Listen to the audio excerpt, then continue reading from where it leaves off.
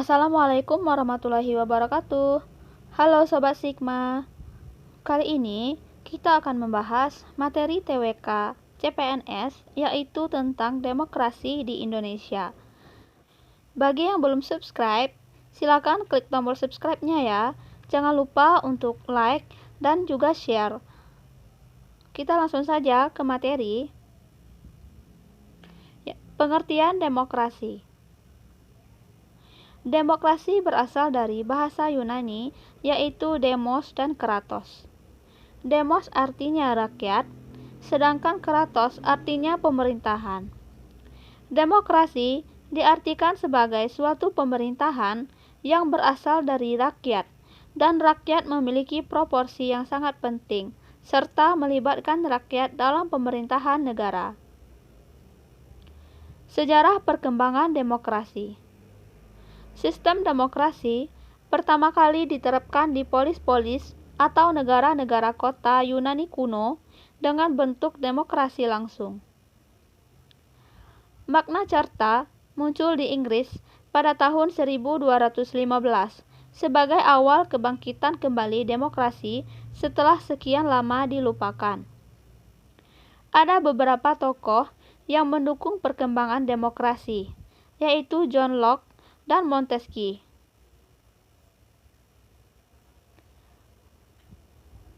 John Locke berasal dari Inggris, memberikan 3 rumusan hak-hak dasar manusia, yaitu yang pertama hak atas hidup atau life, yang kedua hak atas kebebasan atau liberty, yang ketiga hak atas kepemilikan atau properti. Sedangkan Montesquieu berasal dari Prancis.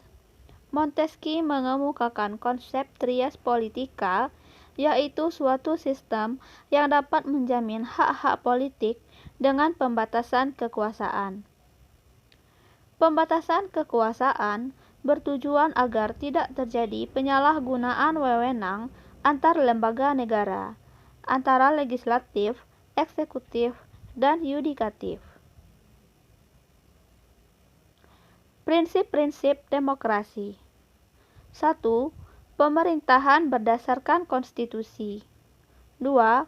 Pemilihan umum yang bebas, jujur, dan adil. 3. Terjaminnya hak asasi manusia. 4. Persamaan kedudukan di hadapan hukum. 5. Peradilan yang bebas dan tidak memihak. 6. Keterlibatan warga negara dalam pembuatan keputusan publik atau public policy. 7. Kebebasan berserikat atau berorganisasi dan mengeluarkan pendapat. 8. Kebebasan pers atau media massa. Macam-macam demokrasi. Berdasarkan cara penyaluran kehendak rakyat, demokrasi terbagi menjadi 1. Demokrasi langsung, yaitu demokrasi yang melibatkan seluruh rakyat secara langsung untuk turut serta dalam menyelesaikan masalah kenegaraan. 2. Demokrasi perwakilan atau demokrasi modern, yaitu demokrasi yang dijalankan melalui suatu lembaga perwakilan.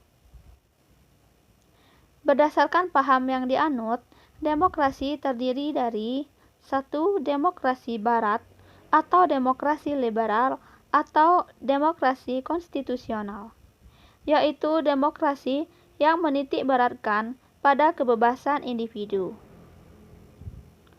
2.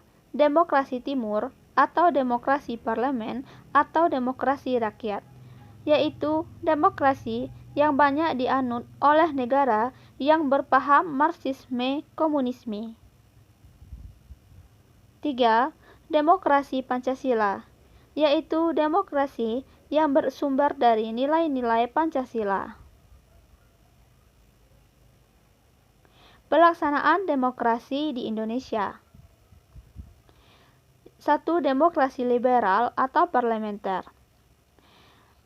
Demokrasi liberal atau parlementer berlaku di Indonesia pada 3 November 1945 sampai dengan 5 Juli 1959. Ciri-ciri dari demokrasi liberal atau parlementer ini adalah para menteri diangkat dan bertanggung jawab kepada parlemen atau DPR. Sistem multipartai, overpower legislatif atau partai politik, keterbatasan presiden atau eksekutif. 2. Demokrasi terpimpin. Demokrasi terpimpin di Indonesia berlaku pada tahun 1959 sampai dengan 1965. Ciri-cirinya adalah overpower presiden atau eksekutif, keterbatasan hak pesertaan rakyat atau legislatif, berkembangnya pengaruh komunis, meluasnya peranan TNI sebagai unsur sosial politik. 3. Demokrasi Pancasila berlaku pada tahun 1965 sampai dengan sekarang. Ciri-ciri demokrasi Pancasila adalah keseimbangan tuntutan masyarakat, keseimbangan kekuasaan kelembagaan negara, stabilitas masyarakat, pesertaan rakyat, persamaan hak warga negara di dalam hukum, pemerintahan, berserikat atau berkumpul, dan mengeluarkan pendapat. Demokrasi Pancasila adalah demokrasi yang bersumber dari nilai-nilai Pancasila. Dasar hukum pelaksanaan demokrasi Pancasila adalah 1. Pancasila Sila keempat, 2. Pembukaan Undang-Undang Dasar 1945 yaitu alinea keempat, 3. Undang-Undang Dasar 1945 Pasal 1 Ayat 2, dan 4. Undang-Undang Dasar 1945 Pasal 2 Ayat 1. Sekian dulu video kali ini. Terima kasih sudah menonton. Jangan lupa untuk klik subscribe, like, dan share ke teman-teman kalian. Assalamualaikum warahmatullahi wabarakatuh.